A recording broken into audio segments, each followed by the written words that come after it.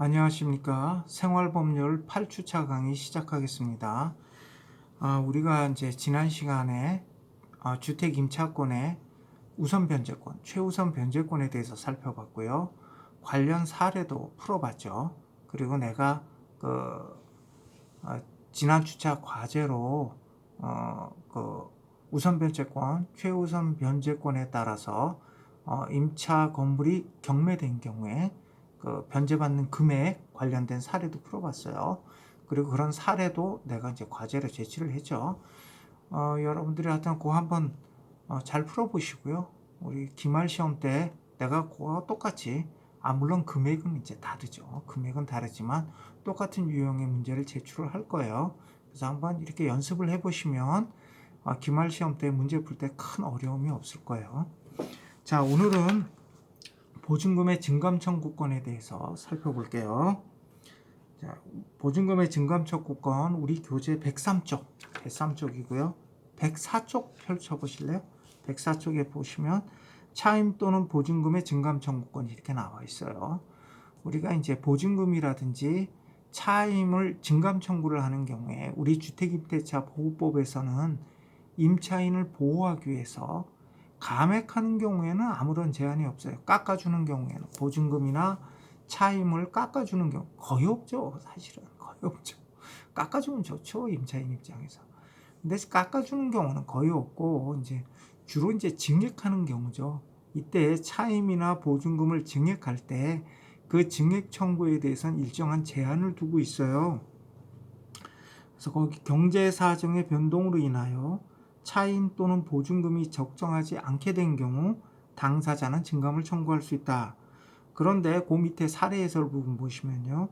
보증금의 증액 청구는 약정한 차임의 5%를 초과할 수 없다. 그러니까 보증금액이 1억 원인 경우에는 5%에 해당되는 금액이 500만 원이죠. 그러니까 500만 원을 초과해서 보증금을 증액할 수가 없어요. 그리고 차임의 증액이 있은 다음에 1년 이내에 다시 증액할 수 없어요. 이런 제한을 두고 있어요. 그래서 여러분들이 이런 보증금 증액 청구에 대한 차임이나 보증금 증액 청구에 대한 제한 규정을 우리 주택임대차 보호법이 두고 있고요. 이 취지는 임차인을 보호하기 위한 거죠. 그래서 보증금 증액 청구를 임대인이 보증금 증액 청구를 함부로 하지 못하는구나 이렇게 생각할 수가 있지만 안타깝게도 이 규정은 그다지 실효적인 규정이 아니에요. 왜 그러냐 하면 주택 임대차 계약을 다시 체결할 때는 이 규정이 적용되지 않아요. 그러니까 이 규정이 적용되는 경우는 주택 임대차 계약, 동일한 주택 임대차 계약이 계속 진행되는 동안에 보증금이나 차액을 증액시킬 경우고요. 주택 임대차 계약이 종료돼서 다시 체결할 때는 이런 보증금 증액 청구 제한 규정이 적용되지가 않아요.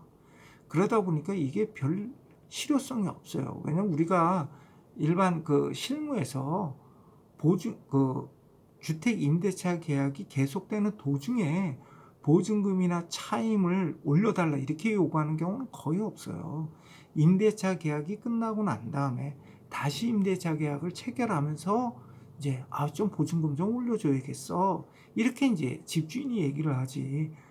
아니 2년 약정했는데 한 1년 지나고 난 다음에 보증금 올려달라 이런 주인은 거의 없어요. 그래서 한 2년 약정 기간이 지나고 난 다음에 보증금액을 이번에 얼마 올려주지 않으면 나는 다시 계약을 체결하기는 어려워. 난 딴 사람하고 계약할래. 이렇게 통보를 해주죠. 집주인이. 그럴 경우에는 이게 적용되지 않는다는 거예요. 그러다 보니까 우리 주택임대차 보호법에 이렇게 보증금의 증액을 제한하는 규정이 있다 하더라도 사실은 임차인 입장에서 그렇게 어떤 도움이 되지는 않아요. 도움이 되지는 않아. 그래서 지난번에 아마 우리 집권 여당 측에서 하도 전세금이 폭등하고 그러니까 이걸 제한하는, 그러니까 임대차 계약을 다시 체결할 때도 보증금 증액 청구를 하는 경우 이렇게 보증금 증액을 제한하는 그런 제한하는 쪽으로 개정을 하려고 했어요. 근데 여기에 대해서 반론이 많았죠. 이거는 어떤 개인의 재산권을 지나치게 제한한다. 이래서 좀 반론이 많았어요. 그래서 개정에까지 이르지는 못했죠. 그냥 논의만 있었죠. 그 다음에 임대차 기간 한번 보시죠. 임대차 기간. 그 104쪽 밑에서 위로 하나, 둘, 셋, 넷, 다섯 번째 줄 한번 보세요. 주택 임대차의 기간은 임대인과 임차인이 의사에 따라 결정할 수 있지만 우리 주택임대차 보호법에서는 임대인과 임차인이 그 임대차 기간을 정하지 않았다든지 또는 그 기간을 정했는데 2년 미만으로 정한 경우에 그 임대차 기간을 2년으로 의제하고 있어요. 그러니까 우리 주택임대차 보호법에서는 임대차 기간을 최소한 몇 년을 보장하고 있어요? 2년을 보장하고 있어요. 2년. 그러니까 당사자 간에 주택 임대차 기간을 약정하지 않았어. 그래도 어떻게 돼? 2년. 당사자가 주택 임대차 기간을 1년으로 약정했어. 그래도 우리 주택 임대차 보호법에서는 최소한 몇 년을 보장하고 있어? 2년을 보장하고 있어. 이렇게 우리 주택 임대차 보호법에서는 임대차 기간 2년을 보장하고 있는데 근데 이 규정은요. 임대인에 대해서만 강행 규정이에요. 강행 규정이라는 게 뭐냐면 당사자의 의사를 불문하고 적용되는 규정을 우리가 강행 규정이라 그래. 우리가 이제 임의 규정이라고 있는데 임의 규정은 당사자 사이에 별도의 의사가 없으면 적용되는 규정을 임의 규정이라 그러고요. 강행 규정은 당사자의 의사를 불문하고 적용되는 규정이에요. 근데 이 강행 규정 중에서 편면적 강행 규정이라고 있어요. 편면적 강행 규정. 쌍면적이 아니고 평면적이다. 한쪽 편면 한쪽 면에만 강행 규정이다. 이걸 편면적 강행 규정. 편면적 한쪽에만 강행 규정이다. 근데 이 주택임대차 보호법의 규정은 대부분 편면적 강행 규정이에요. 누구한테 강행 규정이 있어요? 임대인한테. 임대인한테. 그래서 주택임대차 보호법의 규정 중 임차인에게 유리한 경우에는요. 법의 규정에 법이 강행 규정으로 적용되지 않아요. 그러니까 당사자 간에 예를 들어 이런 경우 편면적 강행 규정이란 게 뭐냐면 만약에 당사자가 임대차 기간을 1년으로 약정했어요. 자, 이런 경우 임대인한테는 뭐예요? 2년 주택 임대차 기간을 최소한 2년으로 보장하고 있는 이 주택 임대차 보호법의 규정이 강행 규정이기 때문에 누구한테 강행 규정이야? 임대인한테. 임차인한테는 아니에요. 임대인한테 강행 규정이라는 얘기는 임대인은 우리 임대차 기간을 1년으로 약정했는데 1년이 지났다. 너 나가라. 이 얘기를 못 한다는 거예요. 2년을 보장해 줘야 돼. 그래서 임대인은 1년이 지났다고 해서 나가라는 얘기를 못 해. 그런데 임차인은 어떻게 돼요? 임차인은 선택할 수 있어. 내가 약정을 1년으로 했잖아. 그러니까 1년이 끝나고 난 다음에 주택 임대차 계약 기간이 끝났으니 보증금을 돌려주셔. 이렇게 보증금을 받아서 나갈 수도 있어요. 그런데 1년 있다가 내가 비록 약정은 1년으로 했지만 나 여기 좀 더 살아야겠어. 그리고 우리 주택임대차 보호법에선 최소한 2년을 보장하고 있어. 그래서 나는 2년을 살아야겠어. 이렇게 주장할 수도 있다는 거예요. 응? 그러니까 주택임대차 계약기간 최소한 2년을 보장하는 규정은 임대인한테만 강행 규정이고 임차인한테는 강행 규정이 아니다. 그러니까 임차인은 선택할 수 있다. 만약에 1년으로 약정한 경우에 임차인은 계약기간 1년을 주장해서 1년이 지나고 난 다음에 보증금을 받아 나갈 수도 있고 아니면 주택임대차 보호법의 그 규정을 주장해서 2년 동안 살 수가 있어요. 그래서 여러분들이 요거는 이제 잘 주의하셔야 돼요. 주의하셔야 돼요. 네, 편면적 강행 규정이다. 임대인한테나 강행 규정이다. 그러니까 여러분들이 이제 임대차 계약을 체결할 때 내가 조만간 이사 갈지도 모르겠다 이렇게 생각이 드시면요. 1년 계약하는 것도 괜찮아요. 1년 계약하는 것도 괜찮아. 그래서 1년 지나고 난 다음에 내가 지금 옮겨야 된단 말이에요. 그럼 어떻게? 계약 기간이 끝났으니까 보증금 돌려달라고 했어요. 만약에 여러분이 2년 계약을 했다. 그럼 어떻게 돼요? 2년 동안 살아야 되는 거예요. 그래서 여러분들이 한 1년 지나고 난 다음에 나 지금 직장을 다른 데로 옮겼으니 나 여기서 더 못 사니까 보증금 돌려주세요. 이런 얘기 못 해요. 계약을 했으면 지켜야 되잖아. 2년 약정을 했으면 2년 동안은 살아야 되는 거예요. 내가 매달 월세 50만 원씩 내기로 했다. 그러면 2년 동안 50만 원 내고 살아야 되는 거예요. 약속을 했잖아요. 근데 1년 약정을 해두면 1년만 살고 난 다음에 내가 보증금 돌려달라 그러고 보증금 받고 나갈 수도 있어요. 그다음 아니면 내가 1년 더 살게 되면 주택임대차 보호법의 규정을 준용해서 2년을 더 살 수도 있죠. 근데 1년 약정을 하면 또 불리한 게 뭐가 있어요? 불리한 게 뭐가 있어요? 1년으로 약정하는 경우에는 또 보증금액 증액 요구를 할 수가 있겠죠. 임대인 입장에서는. 그래서 여러분들이 그런 걸 이제 양쪽을 다 이렇게 살펴봐서 가장 유리한 쪽으로 계약하시면 돼요. 그 다음에 105쪽 한번 보시죠. 105쪽에 묵시적 갱신이라고 있어요. 임대차 계약을 묵시적으로 갱신한다. 그래서 묵시적 갱신, 계약을 다시 한다는 거예요. 묵시적. 그러니까 명시적으로 계약을 갱신한 게 계약을 다시 고칠 갱자, 새로운 신자예요. 갱신한다. 계약을 갱신한다. 그래서 다시 체결한다. 근데 이건 뭐야? 묵시적 갱신. 묵시적으로도 계약이 다시 체결돼. 어떤 경우 이렇게 계약에 묵시적 갱신이 있느냐? 임대인인 경우에는요. 자, 임대인인 경우에는 임대차 기간 만료 6월부터 1월까지 사이에 갱신 거절 또는 조건을 변경한다는 뜻을 통지하지 않은 경우. 그러니까 예를 들어 집주인인 경우에는 임대차 계약 기간 끝나기 6개월 전서부터 1개월 전 사이에 내가 지금 보증금액을 올려주지 않으면 내가 계약을 다시 체결하기는 어렵겠어. 아니면 내가 더 이상 여기 내가 이를 세를 두지 않을 거고 내가 쓸 거야. 이렇게 통지를 해주지 않으면 계약은 묵시적으로 갱신된다는 거예요. 그러니까 집주인은 임대차 기간이 만료되기 6개월 전서부터 1개월 전, 적어도 1개월 전에 해야 돼요. 1개월 전까지 하지 않으면 어떻게 돼? 응? 그럼 계약은 묵시적으로 갱신됐어. 임대차 계약이 다시 체결됐다는 거예요. 묵시적으로 임대차 계약이 다시 체결돼. 임대차 계약이 다시 체결되면 어떻게 돼? 전의 임대차와 동일한 내용의 임대차를 다시 체결한 것으로 돼요. 그리고 이때는 임대차 기간을 약정을 안 했죠. 그런데 임대차 기간 약정하지 않으면 우리 주택임대차보호법에서는 임대차 기간 몇 년으로 보고 있어요? 2년. 그 얘기는 뭐예요? 임대인은 2년 동안 임차인 보고 나가라는 얘기를 못 한다는 거예요. 그러니까 임대차 계약 종료되기 1개월 전까지 조건을 변경하지 않으면 계약을 체결하지 못한다든지 아니면 더 이상 세를 놓지 않겠다든지 이런 의사를 표시하지 않으면 자동적으로 묵시적으로 임대차 계약을 다시 체결한 것으로 간주되고 그렇게 되면 주택임대차보호법 규정에 의해서 임대차 기간은 2년이 되고 집주인은 2년 동안 나가라는 얘기를 못한다는 거예요. 그래서 집주인 입장에서는 이거 잘 숙지해둬야죠. 그리고 임차인도 마찬가지예요. 임차인 같은 경우에도 1개월 전까지 임대차 기간이 종료되기 1개월 전까지 내가 임대차 계약을 다시 체결할지 여부를 통지해 줘야 돼요.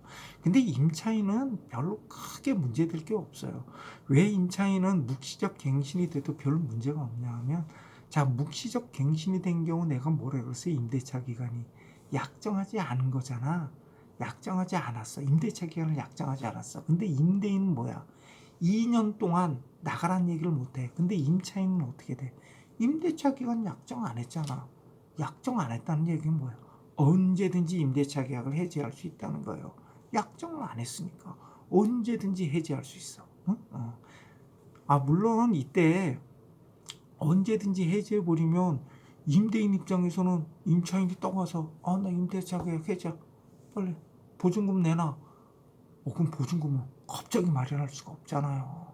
그래서 우리 법에서는 임차인은 이 경우 묵시적 갱신된 경우 임차인은 언제든지 계약을 해지할 수 있지만 그 계약 해지의 효력은 3개월이 지나고 난다. 그러니까 임대인에게 계약 해지의 의사 표시를 해서 임대인에게 그 계약 해지 의사 표시가 도달하고 난 다음에 3개월이 지난 후에 효력이 발생하도록 이렇게 규정을 해놨어요. 그 3개월은 왜 준 거예요? 보증금 마련하라고 준 거죠. 임대인 빨리 집주인이 보증금 마련해서 임차인한테 줘야 될 거 아니에요. 그러니까 묵시적 갱신이라는 게 뭐냐면 임대차 계약이 종료되기 1개월 전까지 주로 임대인이죠. 임대인이 임대차 계약을 체결 안 한다든지 아니면 조건을 변경해야 체결한다든지 이런 별도의 의사표시를 하지 않으면 임대차 계약이 어떻게 돼? 자동적으로 갱신된 것으로 본다. 이게 묵시적 갱신이야. 묵시적 갱신. 그리고 이때 묵시적 갱신의 경우에는 앞선 임대차와 동일한 내용의 임대차 계약을 체결한 것으로 보고요. 다만 이때 기간의 약정은 없다 그랬죠. 기간의 약정이 없어요. 기간의 약정이 없으면 아까 내가 방금 전에 얘기한 것처럼 우리 주택임대차보호법에서는 임대차 기간 2년을 의제하고 있어요. 그럼 임대인은 2년 동안 나가라는 얘기를 못해. 그런데 이 묵시적 갱신이 아무 때나 허용되는 게 아니에요. 만약에 임차인에게 어떤 의무 불이행이 있었다. 임차인이 임차인으로서의 의무를 제대로 이행하지 않았다. 이런 경우에도 묵시적 갱신을 허용할 수는 없지 않아요? 그죠? 임차인이 약정한 월세를 제때에 납부하지 않아요. 그런데 묵시적 갱신을 허용할 수는 없잖아요. 그래서 우리 105쪽 밑에서 위로 하나 둘 세 번째 줄 105쪽 밑에서 위로 세 번째 줄 보시면 임차인이 이기의 차임액에 달하도록 차임을 연체하거나 그러니까 월세를 2번 이상 안 냈다든지 또는 기타 임차인으로서의 의무를 현저히 위반한 경우 예를 들어서 임차인이 임대인의 동의를 얻지 않고 임차권을 양도했다든지 그냥 자기가 세를 줬어요. 그걸 갖다 전대했다 그래. 전대. 자기가 세를 뒀어요. 임대인의 동의도 얻지 않고 이런 경우 임차인은 계약 해지할 수 있거든요. 그 다음에 임차인이 임차 건물을 훼손시켰다든지 파손시켰다든지 이런 경우에까지 묵시적 갱신이 인정되지는 않아요. 그래서 이런 경우에는 묵시적 갱신이 인정되지 않는다. 그래서 임차인이 이기의 차임액에 달하도록 차임을 연체하거나 기타 임차인으로서의 의무를 현저히 위반한 경우에는 묵시적 갱신이 허용되지 않는다. 106쪽 위에서 밑으로 세 번째 줄 한번 보죠. 자, 묵시적 갱신의 경우 임차인은 임대차의 존속을 원하면 2년의 기간을 주장할 수 있죠. 그러니까 임대인이 2년 동안 나가라는 얘기는 못해. 묵시적 갱신의 경우에는 임대차 기간에 약정이 없는 경우죠. 이때 없으면 어떻게 돼? 주택임대차보호법에 의해서 주택임대차 기간 2년으로 의제되죠. 그러니까 2년 동안 임대인은 나가라는 얘기를 못해. 그런데 임차인은 뭐야? 원하지 않을 경우 언제든지 계약을 해지할 수 있어요. 왜? 기간의 약정이 없었으니까 언제든지 해지할 수 있어. 다만 임차인의 해지 통보는 임대인에게 도달한 날로부터 3개월이 지나야 효력이 발생한다. 요거는 이제 임대인을 위한 규정이죠. 임대인을 보호하기 위한 규정. 임대인도 보증금을 마련할 시간적 여유를 줘야 되잖아요. 그래서 3개월이 지나야 효력이 발생한다. 다음 임차료의 연체 한번 보시면요. 자, 여기 차임 2기의 차임액 2번, 2기 2번 차임을 이 2번 이상 연체한 경우에는 묵시적 갱신이 허용되지 않는다 그랬잖아요. 자, 이때 차임을 2번 연체했다. 차임을 그리고 이렇게 차임을 2번 이상 연체하는 경우에는요. 임대인은 계약을 해지할 수 있어요. 이게 계약 해지에 관한 거네. 그래서 세입자가 임대료를 2회 이상 연체한 경우 또는 연속해서 연체하지 않더라도 연체 차임이 2회 이상인 경우에는 임대인은 계약을 해지할 수 있어요. 임대차 계약을. 그리고 이때는 또 묵시적 갱신도 허용되지 않아요. 2기의 차임액은 계속적으로 2번 차임을 연체한 경우뿐만 아니라 예를 들어 3월 달은 냈다가 4월 달은 안 내고 5월 달은 냈다가 6월 달은 안 내고 그래도 2번 연체한 거죠. 그래서 2번 연체한 거. 수해 간격을 두고 차임을 2번 연체한 경우도 이렇게 계약 해지 사유 그리고 묵시적 갱신이 불어되는 사유에 해당이 된다. 다음에 임차권의 전대, 양도 전대 한번 보시죠. 임차권의 양도 전대. 이 임차권의 양도 전대가 뭐냐 하면요. 자, 임차권을 양도했다는 얘기 뭐예요? 임차권은 누가 가지는 권리야? 임차인이 갖는 권리죠. 임차인이 자신이 갖는 임차권을 누구에게? 다른 사람에게 양도한 거예요. 예를 들어서 여러분이 한남대학교 앞에 원룸을 빌려서 살고 있는데 내가 예를 들어서 무슨 휴학을 했다든지 해서 원래 약정 기간이 지금 많이 남았는데 내가 여기서 더 이상 머물 수가 없는 상황이에요. 내가 내 집으로 간다든지 해야 된단 말이야. 이때 친구가 마침 친구가 제대해서 복학을 하려고 해. 그래서 친구한테 야, 그럼 너 대신 여기 들어와서 살아. 그리고 네가 월세 다 내고 네가 그 임차인으로 들어와서 살아. 이게 임차권 양도예요. 임차권을 양도해 준 거지. 이게 임차권 양도고 임차권의 전대는 뭐냐면 내가 세를 두는 거예요. 임차인이 세를 두는 거야. 그러니까 임차인이 임대인의 지위에 들어서는 거죠. 그죠?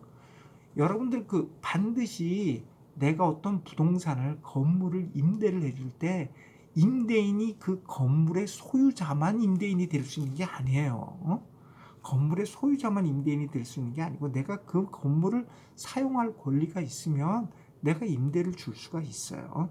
그러니까 임차인이 자신이 빌려서 사는 임차해서 사는 그 건물을 다른 사람한테 세를 주는 거예요. 이때 이 세를 받은 사람을 우리가 전차인이라 그래. 전차인. 그러니까 이제 임대차 관계가 두 개가 중복되는 거죠. 임대인하고 임차인 간의 임대차 관계가 있고요. 임차인과 전차인 간의 전대차 관계가 있는 거예요. 전대차 관계. 응? 그래서 이 전대차 관계에서는 우리가 이제 전차인, 전대인은 누구겠어요? 임대인이 전대인이 되는 거죠. 전대인, 그 다음에 전차인, 이렇게 되는 거죠. 그러니까 임대인, 임차인. 근데 임차인은 전대인이지, 전대인, 전차인, 이렇게 임대차, 전대차가 중복되는 거죠. 중복되는 거. 요게 전대야, 전대. 자, 이렇게 임차권을 양도한다든지 아니면 전대를 하는 경우에는요, 임대인의 동의를 얻어야 돼요. 우리 임대차 계약에서는요, 인적 요소가 아주 중요한 계약 부분이에요. 그러니까 예를 들어서 임대차 계약에 있어서는 우리가 물건을 팔 때는요, 매수인이 누구있냐가 중요하지 않아요. 매수인이 누구야? 중요하지 않아. 그다지 중요하지 않아. 그런데 임대차 계약이라든지 고용계약 같은 경우에는 당사자가 누구인지는 굉장히 중요해요. 그래서 임대차 계약 같은 경우도 집주인이 아무한테나 집을 빌려주지 않아요. 그렇잖아. 여러분이라면 여러분 집을 아무한테나 빌려주겠어요? 여러분들 뚝 봐서 쟤 혹시 내가 집 빌려줬다고 우리 집 들어와가지고 완전히 그냥 엉망진창으로 만들어 놓는 거 아니야? 쟤 혹시 월세는 제때에 낼 수 있을까? 이런 거 보고 빌려주잖아. 그래서 우리 임차인한테도 집 빌려줄 때도 이 사람이 월세 제대로 낼 수 있나? 그 정도 경제적 능력이 있나? 이런 거 보고 빌려준단 말이에요.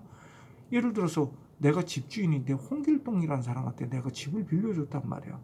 그래서 한 6개월 있다가 우연히 거기 지나가는 일이 있어서 임차인 얼굴 보려고 한번 뜩 갔더니 홍길동이라는 사람을 놓고 웬 엉뚱한 사람이 들어와서 살고 있단 말이에요.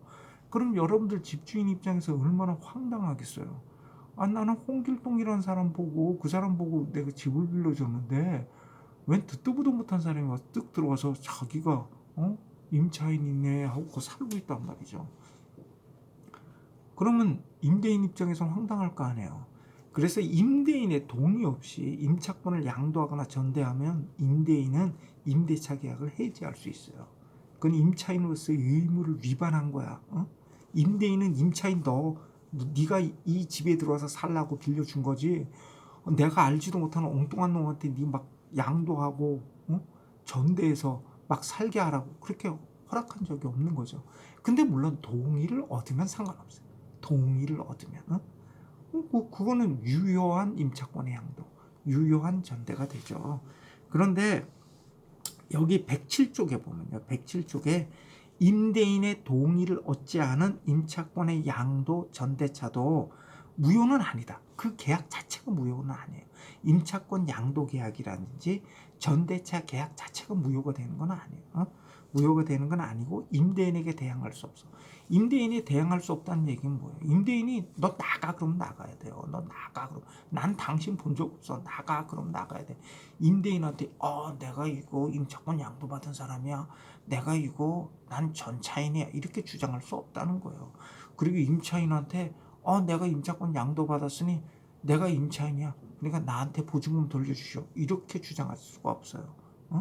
오히려 임대인은 계약을 해지해버릴 수가 있죠. 이게 그런 얘기예요. 그런 얘기. 자, 그런데 이렇게 임차권을 양도 전대한 경우에 만약에 임차인의 동의를 얻지 않고 임차권을 양도 전대했다. 이 경우에는 임대인에게 임차권을 가지고 대항할 수 없기 때문에 무슨 대항력이네, 뭐 우선 변제권에 이렇게 따질 게 없어요. 따질 게 없어요.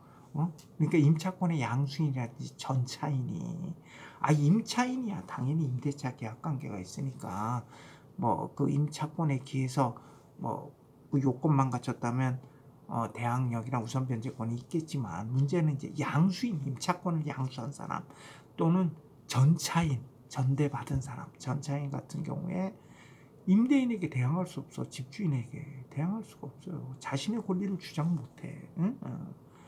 그러니까 좀 딱하지. 딱하지.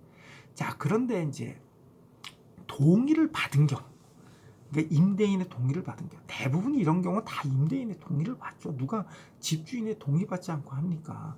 예를 들어서 여러분이 뭐 우리 학교 앞에서 원룸을 빌려서 생활하고 있는데 내가 갑자기 뭐 학교를 뭐 이렇게 휴학하게 됐어요. 그래서 내가 집에 내려갈 일이 있어. 그래서 친구한테 야, 너 들어와 가지고 네가 여기 월세 내고 살아. 나는 내년에 복학할 거야. 그러면서 이제 임차권을 양도하는 경우에 집주인한테 가서 얘기할 거 아니에요. 아저씨 아니면 아줌마 제가요 집에 내려갈 일이 생겼어요. 제 친구거든요. 제 친구인데 얘가 들어와서 좀 살아도 돼요? 그래서 집주인 아저씨가 그래 그럼 그렇게 그럼 그게 승낙한 거예요. 임차권 양도 승낙한 거야. 자, 임차권이 양도됐어요. 양도된 경우 어떻게 되죠? 누가 임차인이 되죠? 양수한 사람이 임차인이 되는 거죠. 그리고 임대인의 동의가 있었잖아. 임대인의 동의가 있는 경우는 어떻게 돼? 임대인하고 임차인 간의 임대차 관계가 임차인의 임차권을 양수한 사람 간의 임대차 관계가 인정이 되는 거죠. 자, 그럼 이때 임차권을 양수한 사람은 자, 대항력이라든지 우선 변제권을 갖게 되는데 그러면 임차인 입장에서 예를 들어서 임차권을 양도한 사람이 2019년 3월 1일 날 이사 와서 주민등록을 갖췄어요. 그런데 언제 임차권을 양도해 줬냐면 2020년 3월 20일. 그래서 2020년 3월 20일 임차권을 양수한 사람이 이사 와서 주민등록을 갖췄어요. 그러면 이 양수인이 갖는 임차권은 언제서부터 대항력이 인정되고 언제서부터 우선 변제권, 며칠 기준으로 우선 변제권이 인정되죠? 임차권을 양수받은 사람이 이사 와서 주민등록을 갖춘. 그리고 그때 이제 가서 동사무소 가서 확정일자를 받았다. 그럼 그날을 기준으로 하나요? 예를 들어 2020년 3월 1일을 기준으로 하나요? 아니면 임차권을 양도한 사람이 그 대항력과 우선 변제권을 갖췄던 2019년 3월 1일을 기준으로 하나요? 2019년 3월 1일을 기준으로 해서 인정이 돼요. 그러니까 임차권을 양수받게 되면 양수인 입장에서는 불리할 게 없어요. 유리하죠. 왜냐하면 양도인이 그 요건을 갖춘 때 그 양도인으로부터 그 임차권을 그대로 양수받았기 때문에 그 임차권의 양도인이 대항력과 우선 변제를 갖췄던 그 효력을 그대로 인수하는 거예요. 그러니까 만약에 임차권 최초의 임차인이 2019년 3월 1일 대항력과 우선 변제 요건을 다 갖췄다고 치자고요. 자, 이런 상태에서 2020년 3월 1일 양도를 했어. 임차권을. 임대인의 동의를 얻어서 양도를 했어. 그런데 이 양수인은 2020년 3월 1일자로 이사와서 주민등록 전입신고를 했어요. 이렇다 하더라도 언제를 기준으로 대항력과 우선 변제가 인정돼? 그 임차권을 양도한 사람이 그 대항요건과 우선 변제권이 인정됐던 2019년 3월 1일을 기준으로 인정이 된다. 그럼 전대차의 경우는 어떻게 되냐? 전대차는 좀 복잡해요. 왜냐하면 임차권을 양도한 경우에는 임차권을 양도한 사람은 임대차 관계에서 빠지죠, 이제. 응? 그리고 양수인이 임차인의 지위에 들어서잖아. 그치? 양수인이 들어서잖아. 근데 이 전대를 한 경우는 어떻게 돼요? 임차인, 전차인. 이렇게 임대차 관계, 전대차 관계가 중첩되죠. 그러니까 여기는 조금 복잡해요. 어? 자, 이렇게 임대인의 동의를 얻어서 전대를 한 경우, 이때 전차인이 자신의 임대인인 전대인에 대해서, 자신의 임대인인 전대인, 그 임차인이죠. 당연히 전대차상의 권리를 주장할 수 있는 건 말할 필요가 없어요. 그런데 문제가 현실적으로 이 경우 우리가 대항력이라고 할 때, 대항력은 계약 관계에 있는 임대인에 대해서 주장하는 게 아니잖아요. 누구야? 새로운 집주인에 대해서 주장하잖아. 그럼 전차인 입장에서 자신이 가지고 있는 전차권, 자신이 가지고 있는 임차권을 새로운 집주인한테 주장을 해야 되잖아. 그렇지 않아요? 전차인 입장에서는.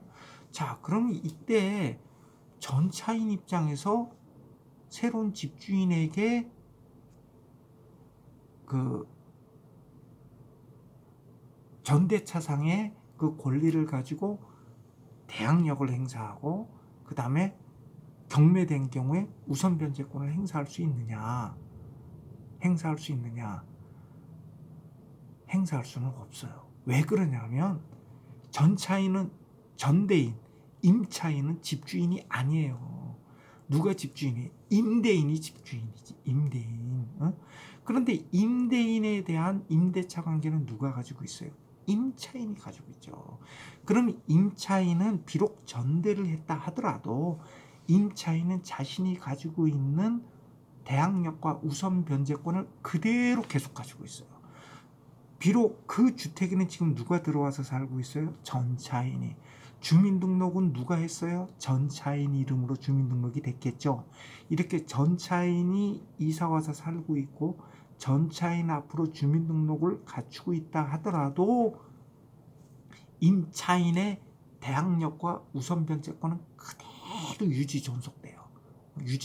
마치 아버지가 임대차 계약을 체결하고 아들이 이사와서 아들 이름으로 주민등록을 갖춘 경우를 생각하시면 돼요. 응? 그 임차인하고 전차인의 관계가. 임차인은 지금 주인하고 임대차 계약을 체결한 임차인의 지위에 있는 사람이잖아요. 그리고 전차인이 임차인하고 계약을 맺은 사람인데 지금 여긴 누가 들어와서 전차인이 들어와서 살지. 전차인이 들어와서 살고 전차인 이름으로 주민등록을 요건을 갖추면 요게 바로 임차인의 대항력과 임차인의 우선 변제권 효력이 그대로 유지된다고. 마치 자신의 이름으로 주민등록을 한 것처럼 자신이 들어와서 사는 것처럼 그대로 유지가 돼. 그러면 나중에 전차인은 누구의 권리를 행사하면 돼? 임차인의 권리를 행사하면 돼요. 임차인의 우선 변제권을 대위 행사하면 돼. 채권자로서 대위 행사할 수 있어요. 그래서 전대차 관계 같은 경우에는 주의할 게 뭐냐 하면 전대차에서는 비록 전차인이 이사와서 전차인 이름으로 주민등록을 하더라도 임차인이 갖고 있는 대항력과 우선 변제적 효력은 그대로 유지된다.